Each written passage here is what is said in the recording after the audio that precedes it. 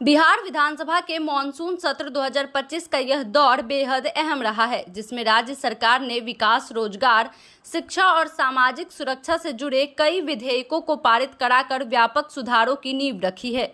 हालांकि विपक्ष द्वारा बहिर्गमन और नारेबाजी जैसे विरोध दर्ज किए गए, फिर भी सभी प्रस्ताव सरकार ने ध्वनि मत से पास करा लिए।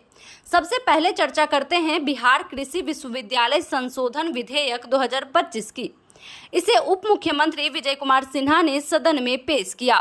इसका उद्देश्य यह है कि भागलपुर के सबौर स्थित बिहार कृषि विश्वविद्यालय में अब संकाय सदस्यों की नियुक्ति बिहार लोक सेवा आयोग यानी बीपीएससी के माध्यम से हो। इससे न केवल नियुक्ति प्रक्रिया में पारदर्शिता आएगी, बल्कि शोध कार्य की गुणवत्ता और अकादमिक स्तर में भी सुधार होगा। इसी कड़ी में बिहार दुकान स्थापना यानी रोजगार विनियमन एवं सेवा शर्त विधेयक 2025 को भी विधानसभा से पारित कर दिया गया है।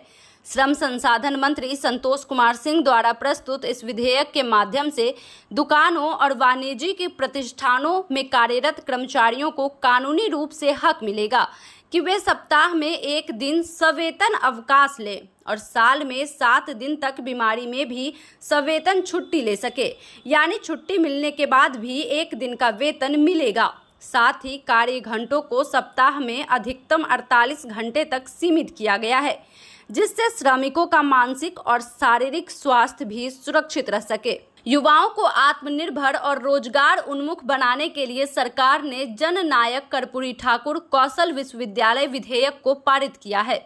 इस विश्वविद्यालय की स्थापना राज्य में व्यावसायिक शिक्षा और तकनीकी प्रशिक्षण को बढ़ावा देगी, जिससे युवा स्वरोजगार और आधुनिक कौशल विकास की ओर प्रेरित होंगे। डिजिटल प्लेटफॉर्म्स पर काम कर रहे लाखों युवाओं के लिए राहत लेकर आया बिहार गीग वर्कर्स यानी पंजीकरण, सामाजिक सुरक्षा और कल्याण विधेयक 2025। इस विधेयक के अंतर्गत राज्य सरकार गीग श्रमिकों को पंजीकृत करेगी और उन्हें बीमा कवर, दुर्घटना मुआवजा और अन्य सामाजिक सुरक्षा योजनाओं का लाभ देगी।